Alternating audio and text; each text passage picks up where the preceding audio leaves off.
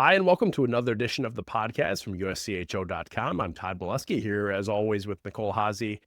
And Nicole, it is getting to be a real interesting time in NCAA women's hockey now because we're 4 weeks out from the end of the regular season for most conferences, and a lot of teams are losing some players to the Olympics. And we're going to get into a lot more of what that means in terms of some teams dealing with a lot of volume losses of their goal scoring when we get deeper into the show. But I want to talk a little bit about what we saw last weekend around the country. And I want to start with Northeastern because they had a series at UConn last week and got out with a sweep, a 1-0 win on Saturday and a 4-2 win on Sunday, both on the road, vaulting up from 8th to 5th in the NPI, which is a pretty substantial move this deep into the season. And when you beat a team that's up there as well, UConn was 5, dropped to 7.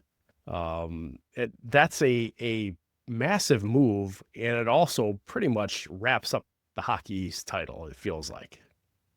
Yeah, that moved them to 12 points atop 12 the points up. conference.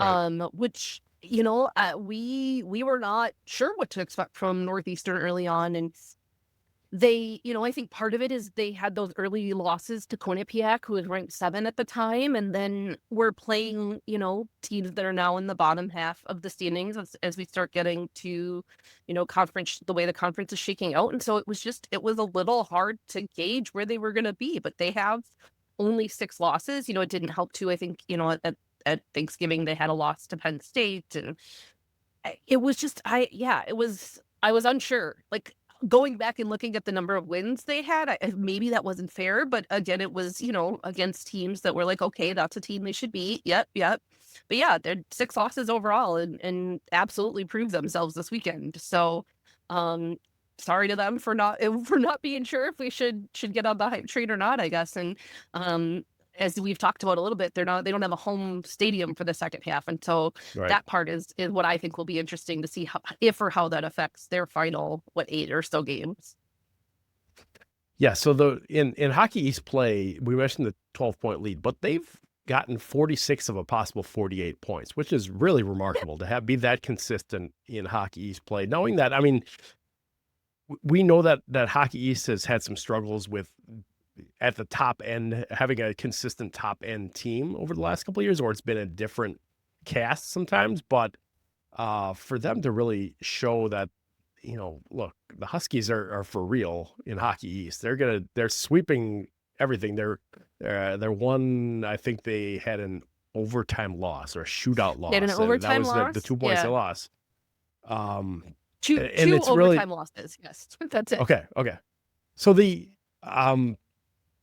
you're looking at, like, last week, Saturday's game, 1-0 win. Ella Lloyd scores with 15 seconds left as the only goal of the game. Lisa Janssen makes 45 saves. That's not a game that maybe you would have expected them to win from a numbers perspective there, but Right. they found the way to win. And that's, I think, what means something, especially when you get to the last part of the regular season. Are they finding the ways to win games that maybe the analytics say they shouldn't have? I think one of the things about Northeastern is maybe when nobody else did, or maybe, I think they've always believed. I mean, Lisa Janssen has always been an A+ goaltender, so there is that. And that was a weekend full of great goaltending. There was that crazy save by Tia Chan where she pulled it off the line, that ended up on SportsCenter. But yeah, I think, I think it's important that they believe their own hype, right?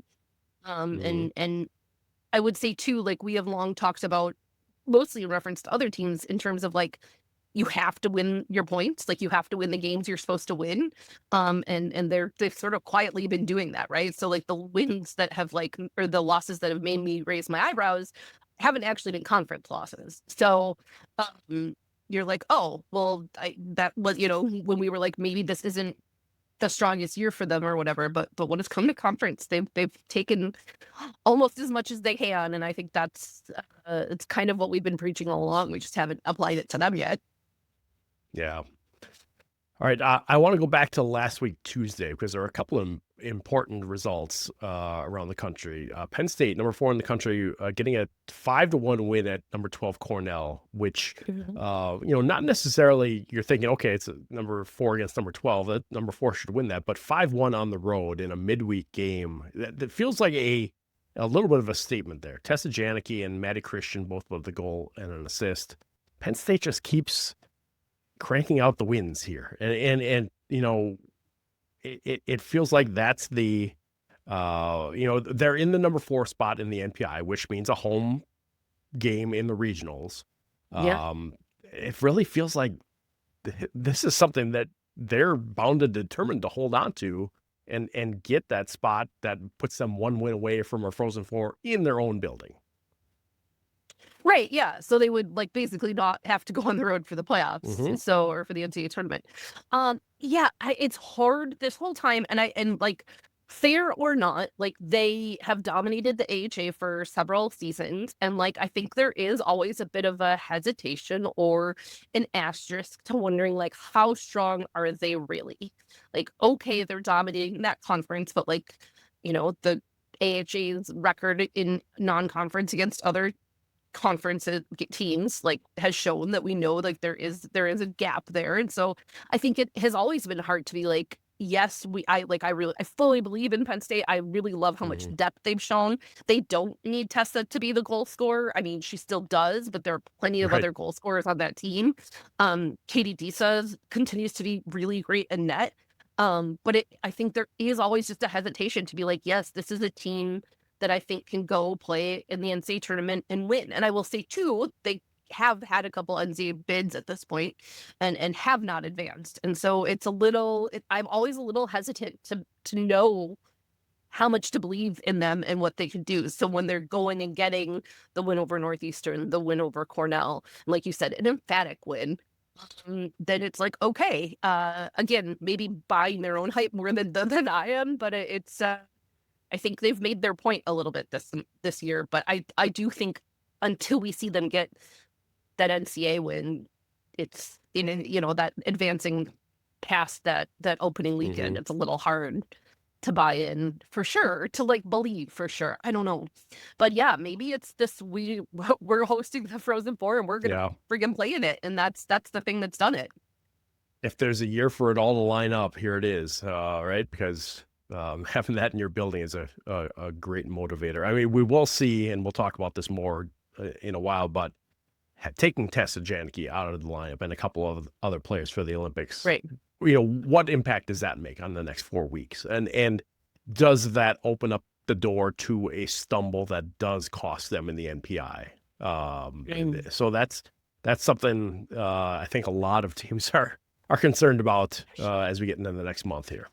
Yeah, I think, right, they're clearly a tournament team. I don't think that's in question, but the ability to host that first round is really what they're, I think, aiming for. And so, yeah, that's a really good point. And I think, too, some of it is just going to be interesting to me. Yes, percentage points of people, goal scorers, all that stuff, but you're also just really messing with team chemistry. Right. I would imagine most of the people that are going off to the Olympics are team leaders, whether they're wearing A's or C's or not. And so, yeah, you're just really changing up for everybody.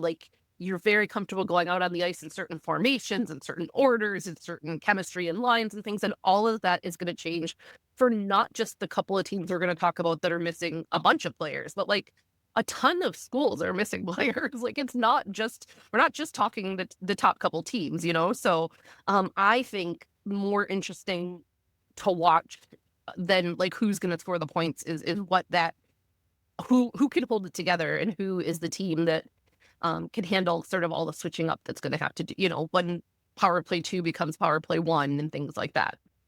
Yeah, exactly.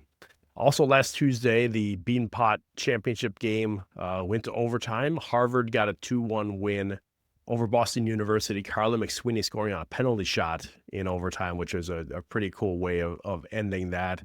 Ainsley Tuffy made 46 saves for the Crimson there. I was watching the end of this game on my phone in the car as I was waiting to do a kid pickup, and it was just I needed our son to not come out from school yet. No, I need to watch the end of this game here. because it was there was always this discussion about, should regular season tournaments really go to a shootout, or should they get played 3-on-3 overtime? And I came to the conclusion that, yeah, they're regular season game. They should be played like any other regular season game, just to be fair across the board, because they all count the same towards the NPI. But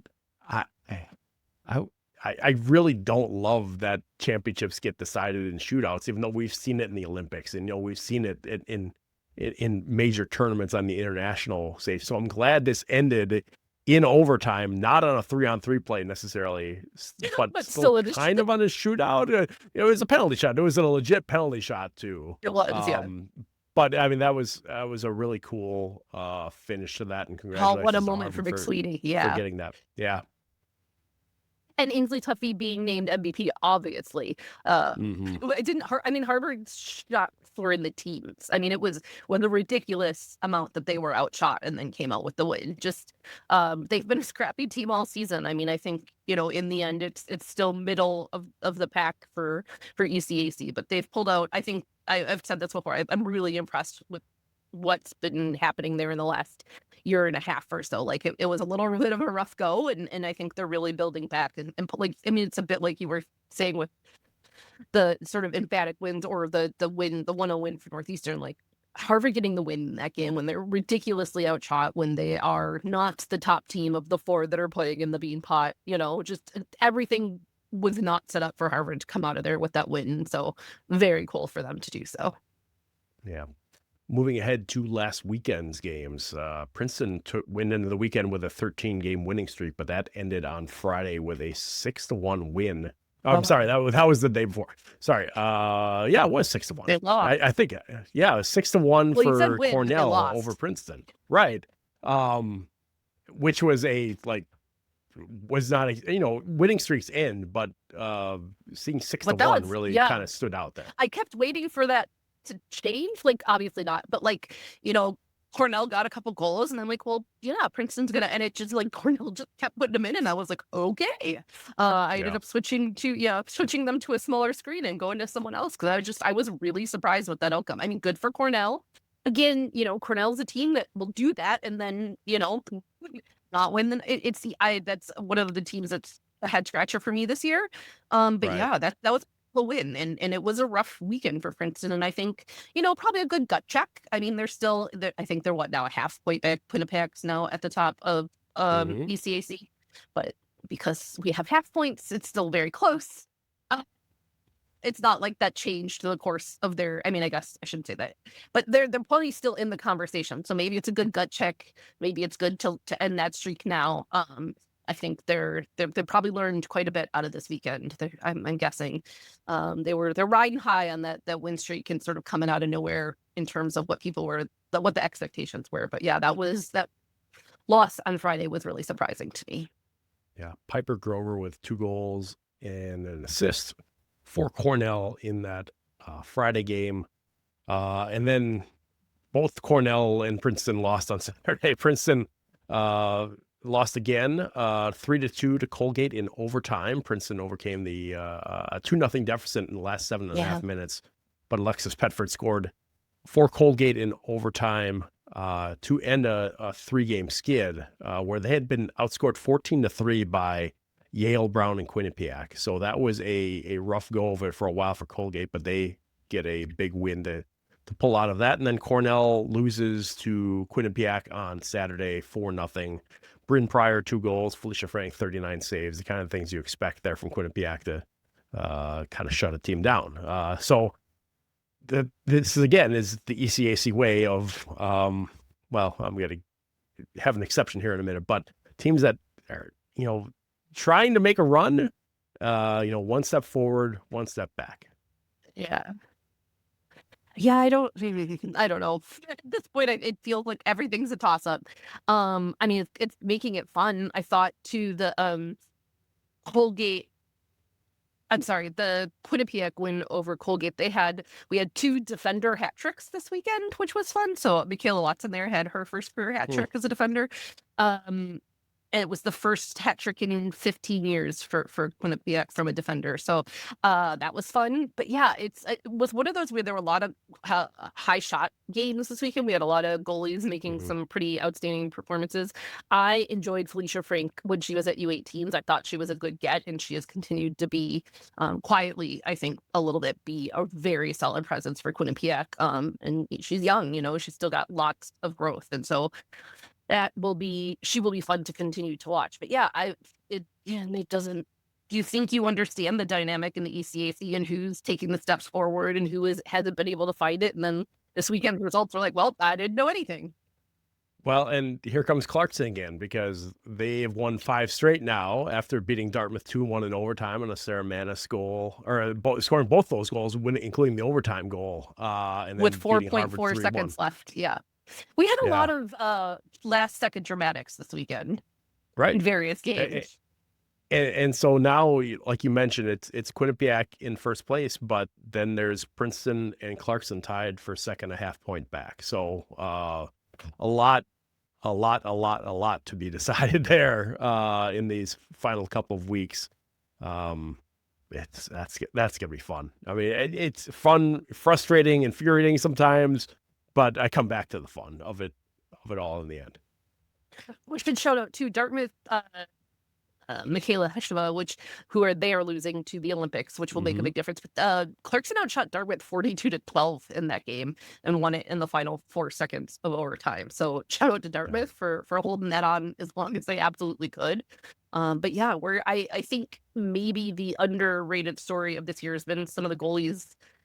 We weren't talking about Ainsley Tuffy. We weren't talking about, a lot of these different goalies. I was hoping her name would come to me. Who are we talking about? Is that the goalie we were talking about last week? Doesn't matter. You were like, she came out of nowhere. Yes. I'm blanking too. Glad you know rewind to last week, everyone.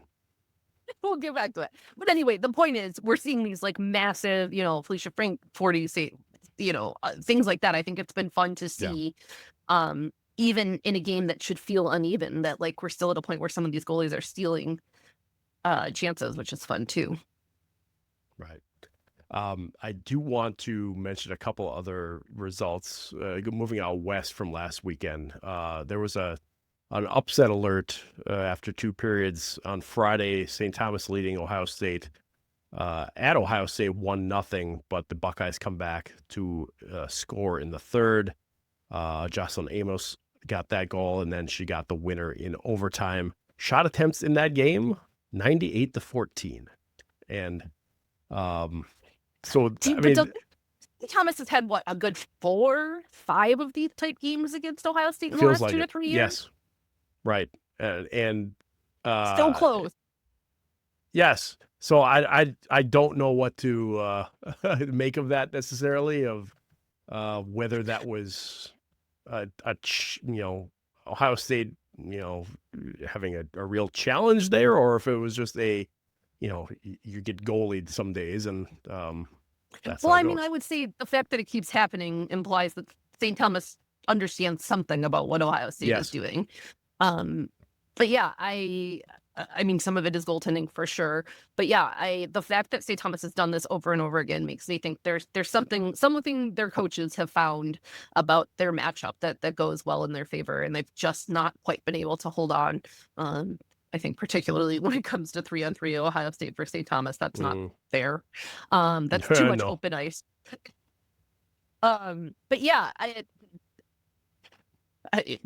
upset alert is right. Again, I mean, even the teams that are still pulling out the wins, there are just times when you're like, everybody's very beatable this year, which I think is really interesting.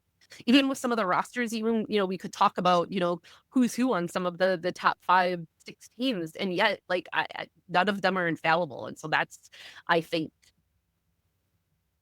possibly like for the first time in a few years where everybody feels like I've watched you play a game where like if you played like this in the end of the season, you're not going anywhere. And so I think that leaves the field more wide open than maybe I think some people feel like. Sure. Also, Samson Fry for Yale, game I was trying to remember. Sorry. Yes, thank you. I just looked that up in the background there. I was going to mention that, right? whose stats are now 9-0, 0.81 goals against, 0.963 save percentage. So, yes, I feel really bad for Pretty good. forgetting, because those are ridiculous numbers and they continue to be. I don't think it's a fluke. right. So, Ohio State did win the second game of that series 5-0. So that was a bit more, still one-sided in terms of possession control, but the goals did go in on Saturday. The goals did not go in on Friday at Minnesota State, where Minnesota Duluth and Mankato had a 0-0 tie and then only had one goal in the shootout. So all of these shots. very good goaltending. One goes in. Very good goal. It was very good goaltending. It was all It was. weekend for Duluth. Ev Gascon Yeah. makes 21 saves and then all 3 in the shootout on Friday. Then 24 saves in another shutout on Saturday. So 45 for the weekend plus all 3 in the shootout. So yeah, 48 shots get to her, 48 saves. Not a bad weekend. Feels like right now UMD's entire season hinges on Evga. Like they're pretty lucky she didn't get pulled into Canada Right. at this point. I mean, they are. I mean, I went and looked it up because since the new year, which is 10 games, they have 1 win, 4 losses, 3 ties, and they're averaging 1.2 goals a game during that. Like you can't. You're not an NCAA tournament team at that. Like it's just not. Sure. They're currently 9th in the NPI. Like things are a little more dire than I think we would have expected looking at how things were a few weeks ago. Ev's been outstanding. She continues to be outstanding. She is holding on for dear life with them. But yeah, it doesn't get easier for Minnesota to lose. Like they're about to do the rounds of the top of the WCHA, and like if you're not scoring in the games against Mankato and some of these other teams, then like I mean, and I don't mean that anything other than like, I apologize, Mankato, you are not Wisconsin and Ohio State and Minnesota. So like, but we've seen Duluth showed up really well against Wisconsin. So like, does it need to be one of those games that like snaps them out of it? I don't know, but I just really think their offensive lineup is too good to be doing what we've seen from them. And when they have played well against good teams, it has been a defensive side that has been the story. So yeah, they have goal scorers. So like, lot to still be explained there, right? We saw another 3 goals ho hum from Abbey Murphy over the weekend to get her 36 this season, which is going to be where it stays for a few weeks now. Nadine Muzzerall for most career goals, right? Yes, for the Gophers. So it's a fun spot to leave things, be dramatic, and for that in the season. But yeah, so it'll sit there for a while, but she's got a good lead at the top of the national stats. Yeah, she does. 8-1 and 5-1 wins for the Gophers over St. Cloud State, which now is finally out of the top 15 in the USCHO.com rankings. Has been in there all season, I think. And now Mercy Hurst has got enough votes to move the Huskies out. It's been a rough season for the Huskies. Coaching change obviously is. Yeah, I was gonna say it's a different team. It's the makings of a new direction. So I wonder if this is just part of the growing pains. I think so. I mean, they did also that last class was a really solid class that had kind of gone through together and gotten better as they gone into their last 2 classes. And so I think they probably just have that. And I've been very kind of focused in on the sort of like cyclical nature of both like U18s and college right now. And that like sometimes things are closer and sometimes things are further apart. And it really just has to do with like quirks of birth year and like recruiting classes. And some of it isn't necessarily like a statement on the state of the game in any one country, or you know what I'm saying? Yeah. And so I do think that to some extent some of this is just like part of that cyclical. And I think, sometimes you're going to have that with coaching changes. And like Brian was also only there for a couple years. And so I think like St. Cloud just has to sort of solidify their identity. And I think that they will. And I think they've done plenty to show that they can be competitive. I just think it's about doing that consistently. And I think they're going to continue to get some international players that really feed into the style that they play, that they're going to play going forward. Absolutely. A couple of results in Newha I wanted to touch on, where we've yes. had a change in the lead compared to last week. So Franklin Pierce and St. Anselm both lost on Friday. Franklin Pierce 2-0 at home to Assumption, and St. Anselm 5-2 at Sacred Heart. Franklin Pierce got a tie with Assumption 3-3 on Saturday and won the shootout, so got 2 points out of that. But Sacred Heart beat St. Anselm again 3-1. So now it's got Franklin Pierce 42 points, St. Anselm 41, and you can't rule out Stonehill 37, Assumption 36. Kind of, a little bit farther away. But, right. We've feel like we've given this title away a few times already this season. Yeah, no, obviously was a mistake. Anybody can win it. Yeah. So, but yeah, I mean, St. Anselm, what are you doing? Like, Sacred Heart was dead 4 wins before this, right? Like, it was not a good weekend. Those are games St. Anselm is gonna regret. But like, way to go, Sacred Heart. Way to not be intimidated and go just take those points. But yeah, what is happening? It's crazy. We said it when we said it was like, we're loath to give anything away this early, but I did not think we'd be talking about 4 teams within 6 points of each other at this point in the season. Like, just not remotely. The question of what's going on feels like the central theme of this season, doesn't it? I mean, other than what we see at the top. Reportedly, we know what we're talking about, and yet you mostly just sit here and go, I do not purport that. I purport nothing. Yeah, but it's been a struggle to kind of guess which way things are going. And in history, is helping me figure this out. So, I mean, cue the jokes about me knowing nothing, but I just am like, you take all the data you have, and it does not matter in the final outcome of any of these games, and I just it's head scratching.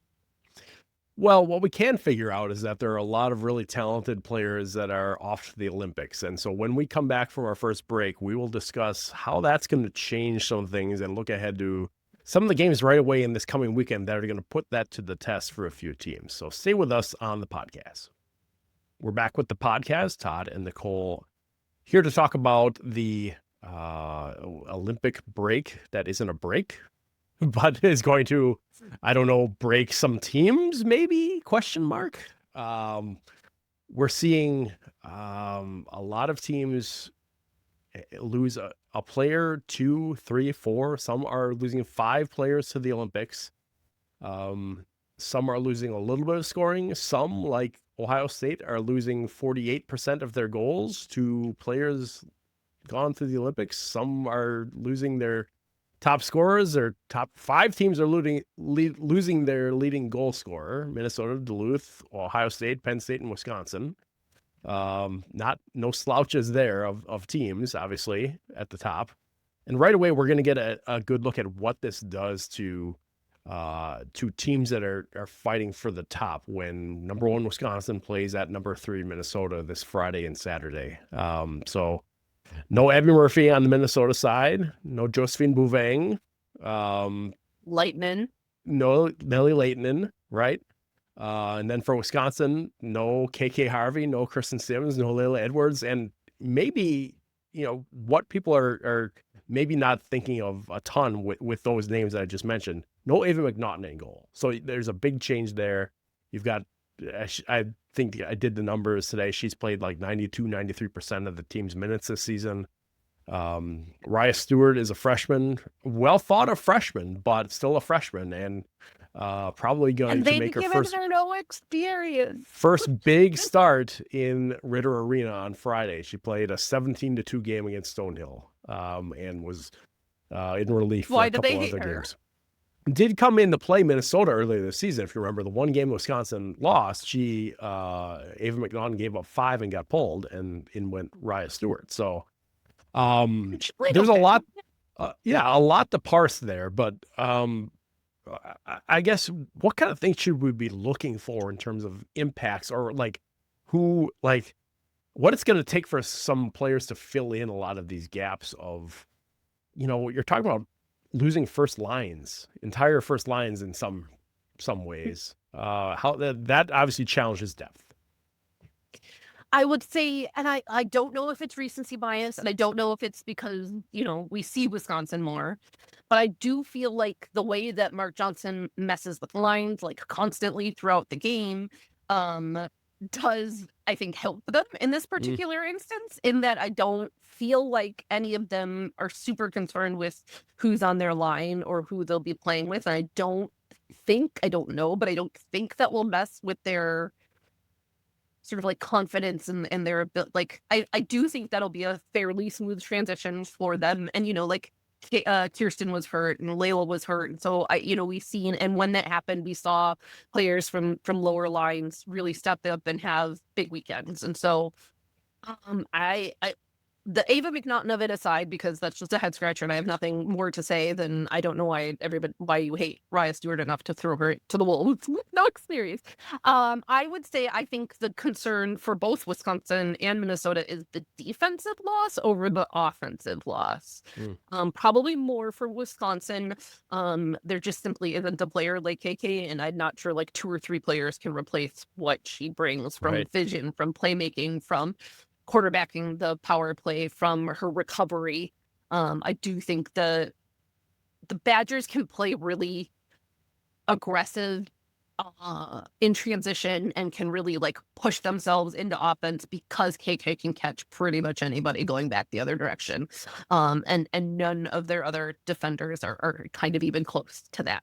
And so I think that has to change a little bit, like kind of the whole approach, right? Like, yeah, I think the forecheck, I think the transition, I think all of that's got to change a little just based on that. And then on the other side, like Minnesota losing Lightnin as well, right? Like she's a playmaker. She steps up into the offense, and so I don't think they have another defender. I think Sydney Morrow to an extent has, but I think she playmakes and gets involved in the offense in a way that not necessarily any of their other defenders do. So I think for both teams, the defensive loss will be interesting to see how that transition. When you are a team with KK Harvey, you let her take, kind of do what she wants and take control. And so what defender is going to step up and take any part of that role, right? Like, not to think that they can replace her, but somebody's got to step into some of that, or they're not the team that they were. It's interesting, when you think about trying to, change styles or systems, how much of that can you do in the end of January, really? Because you've been going a certain way for, 3, 4, 5 months in some but ways. If you are Wisconsin playing the style that you played with KK, running that, and now you're playing that without her, like, Ohio State's going to run that down your throat. Sure. I guess I just don't know if that's necessarily the style Wisconsin plays, or just that KK does that and just like is able to make the transition something out of it is very much a style thing. Sure it is. And I think a lot of things are just going to have to be a little more simple than we've seen from, these high-end teams for a long time. That being said, like, I'm excited to see more of Maggie Scannell. She at times has really showed off and done really well, and I think she could really thrive in a bigger role, and they're going to need her to be more important in the next couple years. Claire Enright really stepped up when needed. So I do, Cassie Hall too had that really big start, and then kind of has, I wouldn't say it's interesting to say like, oh, Maggie or Cassie's been quiet, but it's just that you also have KK and Kirsten and Layla and Lacey on your team. Like, and you can't all shine all the time. Right. So I don't know that it's fair to say like any of them got quiet, but I do think there are plenty of very gifted forwards on that team. And so I think there's probably, I foresee it being less of a issue for them transitioning moving forward. But like you said, it's probably just got to be simpler and smarter. Yeah, I meant to mention this when we were looking back at last week, but Wisconsin did their senior day on Saturday last week and won 10-3 over Bemidji, which was an interesting game to begin with. I mean, Bemidji led 3-2 until the last couple seconds of the game, minutes of the game, 30-ish. Yeah. Yeah, and so, but then the 10 goals that Wisconsin scored, all by seniors or fifth-year players, including 3 by KK Harvey and 3 by Kirsten Sims, both of them with 6-point games. Only the 8th and 9th players at Wisconsin ever have That's nuts. 6-point Yeah. games. Obviously there's some pretty exceptional players on that list. You're talking about, Patty Kaz winners and But for the Hillary whole Knight weekend, and- there was only one goal that was not a senior, right? Correct. Right. So yeah, it was it was a little bit of the, Wisconsin needed to get that while it was there, because now it's not. It So was like, thanks for putting on display exactly what you'll be missing. yeah. But I mean, so we've also seen Minnesota put up big numbers. I was looking between them. I believe Wisconsin has one more goal this season than Minnesota has in I believe the same number of games. And it's, and I think 3 points more. So yeah, it's, these are two teams that can absolutely score, and not necessarily just from those players that are gone. It's been throughout the lineup that players have scored, but it's going to be interesting to see with more minutes, more responsibility, different power plays, how that's going to be different this week. Yeah. Minnesota has had much more depth this year, has just shown to be dangerous differently. But yeah, the same thing for them is what a playmaker Abbey is, and sort of her vision. And sometimes she will just keep it herself and do the things that she can do, but she's also I mean, the crazy play that we're all still talking about for her was an assist, right? Like, I think when things break down, or when the plan isn't necessarily executable, like, Abbey is really easily able to go off book. And I think that is the sort of stuff. It's not, you don't get to play a perfect game against Wisconsin or Ohio State, right? Like, you don't, and vice versa. If Wisconsin doesn't get to play a perfect game against them, like, it's going to be a little ugly. It's going to be choppy. You're not going to hold the zone for long stretches. Like, all the things that makes them good in a regular game, like, that's going to all go out the window. And so that's where I think some of that vision and that creativity and that puck handling, sort of the elite skills that the players that are leaving have, I think that's what these teams will miss in those places. Yeah. Ohio State, which we mentioned, also losing a ton of scoring, hosts Minnesota Duluth Friday and Saturday. Like we've said, Minnesota Duluth, which has not had a lot of scoring lately, is going to need one to have that defense and have Gascon play at the level she was at last week. But also they're going to have to find some way of getting through Ohio State's kind of. I thought you were saying they need one because they lost, or they tied 0-0. Like, yeah, they need at least that one. too. Yes, they do. That does make sense. That's where you were with that. But so, I mean, there's players missing from both of these teams too. We're gonna everyone's got to feel their way through this, I think, for the first week. Yeah, and there's no runway. I mean, like, we're focusing on next week, but like, Ohio State comes to Wisconsin the following week. Like, it's the deep end for these teams real quick. There's not a lot of opportunity to figure it out. And so that's, I think, particularly Wisconsin, Minnesota, but this one too. Minnesota Duluth, it can be so tight on defense, and like, if you're needing to simplify and you aren't, sort of being able to be creative with the puck in the same way, I think that's going to be hard to beat Gascon. So it'll be interesting. Absolutely. I do want to mention Friday afternoon, Penn State hosts Robert Morris in a game at Beaver Stadium, their football stadium, as part of a weekend of outdoor games there. In-state college. Sounds like it's going to be fun. The weather's going to be chilly, but not as chilly as it was in Minnesota last week for Hockey Day Minnesota and all that. But it's, I mean, everything that's happened for Penn State lately, and now you get an outdoor game to throw in there, and it just really feels like it's, things are happening now. Title. Yeah. Yeah. So that one should be fun. I agree. It's if we weren't already going to Penn State for the Frozen Four, that I would have considered going out there for that. Just because I think it sounds amazing, and it's been a little while. I think we had that rash of outdoor games. We haven't done it in a little bit, so I'm glad this is coming back. I think they're fun.